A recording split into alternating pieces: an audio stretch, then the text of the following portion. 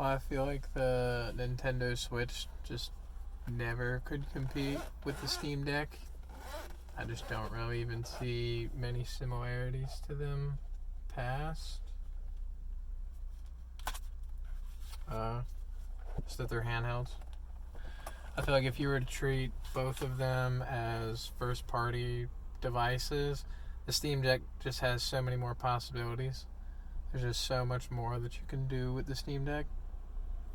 You just have so many more options. And the price difference in games, if you're willing to wait, is just astronomical. Like, you'd have to wait for things to come on sale at, like, Goodwill or just different thrift stores to be able to get Nintendo Switch games for that price, and they don't even put them out at those places. They put them on the online shop. So, probably never going to see Nintendo Switch games at the thrift stores. It's going to be pretty rare. So, if you are someone who's on a budget or something, you don't really have a lot of options. You pretty much need to go with the Steam Deck. I just don't feel like it's much competition between the two.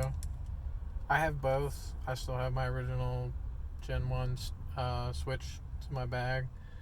I put in maybe 80 hours on Skyrim. 80 hours or so on Skyrim, but I've played it so many times over, it's just kind of tiring. I've played Skyrim maybe a little bit too much.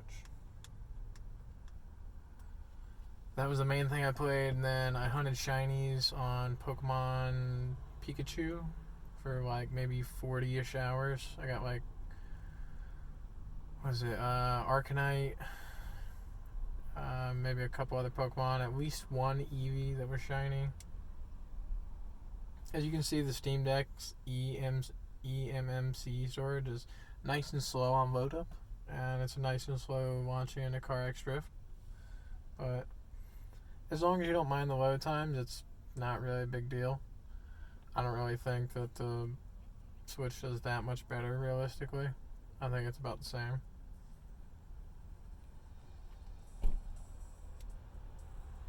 And just hop in here and go on one of my favorite tracks. Should call me. Just show. I mean, you know, runs good. Like, I've had no issues with it, and I have everything turned down a little bit.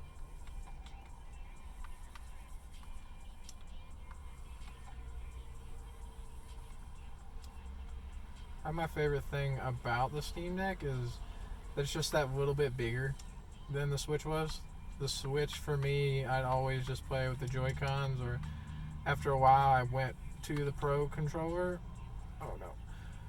And the Pro Controller is definitely better, but just you have to have two things in one place, you know, to be useful. So it's kind of a pain. I have them both in the backpack next to me. I don't use the Switch much. I got Pokemon Let's Go Eevee at a thrift store for like $25 a couple weeks ago, and I put in, I think, 20 hours into it. I just don't play it that much. My Joy-Cons have drift after like roughly 100 hours of pretty light use. I'm hoping these have a little bit better lifespan, but even if they don't, I'm willing to replace them if need be, you know. At some point I might replace the storage, but right now just the 512 gigabyte SD card's pretty good. I don't mind it. Alright. That's fine. It's not bad. I definitely prefer playing CarX Drift on the wheel, but as far as on the gamepad, you know, I've configured it a little bit. It's great. No issues, no complaints, you know.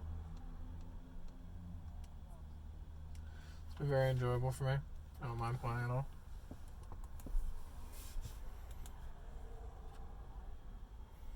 This is on the SD card, so it actually loads a lot faster, which is nice. But yeah, I don't know. I just feel like the amount of games that you can get on the Steam Deck versus the Switch, like, there's just no real comparison. Like, I'm not probably ever going to turn this into an emulation device, but if I did, it's nice to know that I can play Wii U games and things like that, but I probably won't ever mess with that too much. My Switch never got turned into an emulation device. I used my old original Razer phone that's missing both of the like speaker covers that the aluminum frames kind of bent on, and it overheats, when it's hot outside. But I have the Kishi for it. I got it on clearance with the headphones at some point at Walmart. It's okay. Played mostly just GBA emulators on it, but it can do up to like PS2, so it's not terribly bad. Not the worst thing ever. But just the amount of games that you can get on the Steam Deck, like Epic Games every week or every 2 weeks gives out a free game. They're just giving out free game. Like, there's nowhere else that's giving out a free game. Like, Nintendo Switch's online service is cool with the the N64 and stuff, but still, I just don't really feel like it competes with the Steam library. I think I bought Borderlands 2 with all the stuff for like $15, maybe $20, like maybe 2-3 years ago. Like, I don't know. I feel like it's hard to compete with that. It's hard. You're not going to get Zelda Breath of the Wild for $20. Like, it's just probably not going to happen for you. A little bit of Borderlands. I haven't actually played like a week or two. Let's see. Got a couple things. I have issues, so I usually farm pretty much. Let's see. Oh yeah, I got the Infinity. I farmed that up. I just wanted to. I thought it would be fun. And then I got a double penetrating Unkempt Herald. It was a little below my level. I think I was like 11 when I got it. I'm 12 now. I kind of messed up on, I guess, leveling the zone properly. But, it's been fun. I've exclusively played on the Steam Deck. I've had no issues. Like, the frame rate's great. At a certain point, I just turned the frame rate counter off because it was always above 40 frames. Like, I can't think of a game where it almost ever would dip below that. And again, I have like the TDP turned down pretty good. So, yeah, let's see. Refresh rate 60. Half rate shading, just because I didn't know what it did. And power saving. The TDP limit, I put it down to 10. It's never like cut off or done anything on any game that I have. No issues. Let's see. Borderlands has been super fun on it. I can't wait to keep playing through. Just not too sure when I'll have time to do it, but at some point I will play through more. But yeah, I think in one of my other videos, I didn't show it as well. Let's see. Switch to 1 times. There we go. I'm terrible at this, sorry boys. It's absolutely the worst. But yeah, 7 Days to Die. Installed. 7 Days to Die, Baroni, Borderlands 2, Borderlands Game of the Year Edition, pre-sequel, Skyrim Special Edition, because it had the Legendary Edition, Dying Light, Dragon Age. This has goofy controls, but you can adapt to it. Death Road to Canada, CarX, Fable, Fallout 4, San Andreas, Just Cause 3, Left 4 Dead 2, Saints Row the Third, Project Zomboid, Postal 2, Noida, Star Wars The Complete Saga, Spelunky, Terraria, and The Witcher Wild Hunt. I had The Witcher 1 on here, but it did the auto map controls thing, and it was really janky. And I was like, I just don't even want to bother with it. But every game in this library runs great. Like, no issues. You might have to map controls, Dragon Age auto map controls, so it's a little wonky. You'd have to really play with it and get used to it. But Baroni, I assume it's just an issue with Linux or something. Like, here, I can launch it up because I think this is a weird error. But here we go. Baroni. Do you see that text? Does it remind anyone of anything? All I can think of is, GBA issues. Like, oh crap, I gotta blow out my Game Boy Advance cart. Like, I enjoyed this game. I played this game before. And I'm sure it has controller support. It's just, everything's in, error letters. So, it just can't be played. But I know it has controller support. I'm almost positive. It just seems like a game that would. So, yeah. Everything in the library's played great. I haven't gotten under 2 to 3 hours of gameplay on anything. Like, when I first got it, I was like, I'm not worried about draining the battery because I'm going to cycle it once or twice at least. And yeah, like, every big game like Dying Light that I played, Just Cause 3, don't remember if I played Fallout 4, it was all good. Everything ran great. The Witcher, like, nothing really seemed like it was going to take the battery in less than 2 hours. And then on older games, like I say, like Borderlands 2, I played Borderlands 2 for like 4 hours, 5 hours. Like, you can just play Borderlands 2, like, the lower your settings are, and I usually would play at night, so the brightness wouldn't be too bad. So, yeah, it's been nice. What was it? I was going to make another point. Oh, yeah. Left 4 Dead 2. So, it's a game that has controller support on Xbox at least, you know? And I believe it has built-in controller support on here. But there's no aim assist. There's no aim assist. It's bad. Like, you just have to aim in the middle of your screen and, like, line the zombies up. Like, it's hard to play. Like, it leaves a lot to be desired because I think it's trying to map itself out as a mouse and keyboard, so it can have the extra buttons in the back. But without aim assist, like, if you're trying to play on a harder difficulty, that's going to be a big ask. Like, it's going to be pretty hard for you to do. So, but at the same time, like, most of these games are games that you just wouldn't see on the Switch. And for the most part, if you were to take every game in this library, 7 Days to Die, Baroni, Borderlands, I think I paid $30 for one. I think I paid $30 for Borderlands 1 Game of the Year edition because my cousins wanted to play it at the time. But yeah, you could add, probably, if you were to add the cheap games like Baroni, Death Road to Canada, Fable, Star Wars The Complete Saga, Postal, Project Zomboid, Terraria, Spelunky. And then you could probably add another game to that, and it would still just equal the cost of one Nintendo Switch game.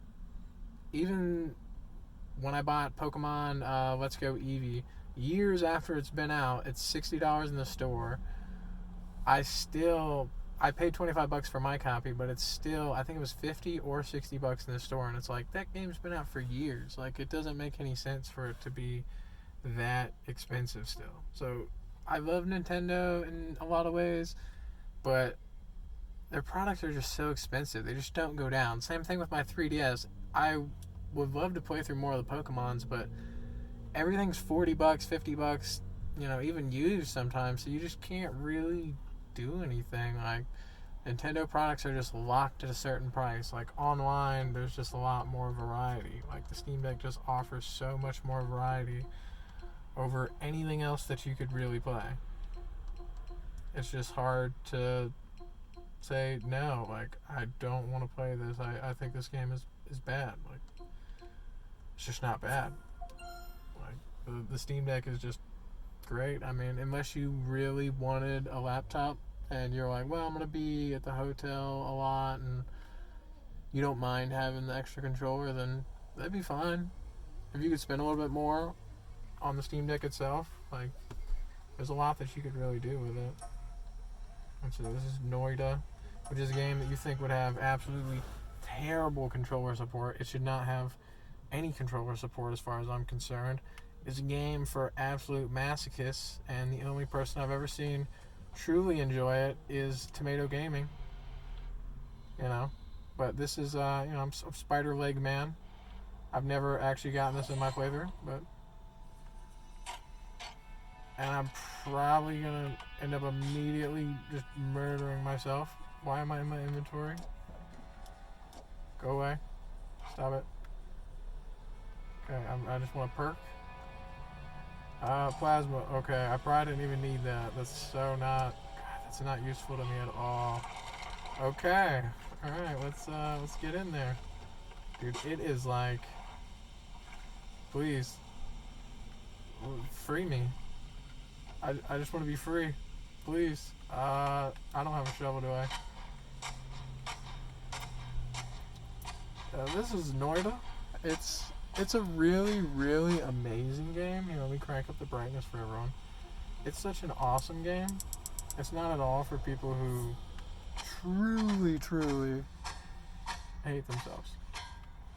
Crap. Can I go down the hole now? Please.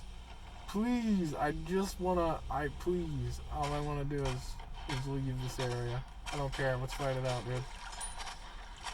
There's a game, like I say, that I don't think should have controller support for any reason. I'm gonna end up dead very soon. But it does. And it actually works great. Like as you can see. I'm gonna die, but I'd like to turn on my frame limiter. Or whatever it's called. For all the people who are curious. Come on. You can do it.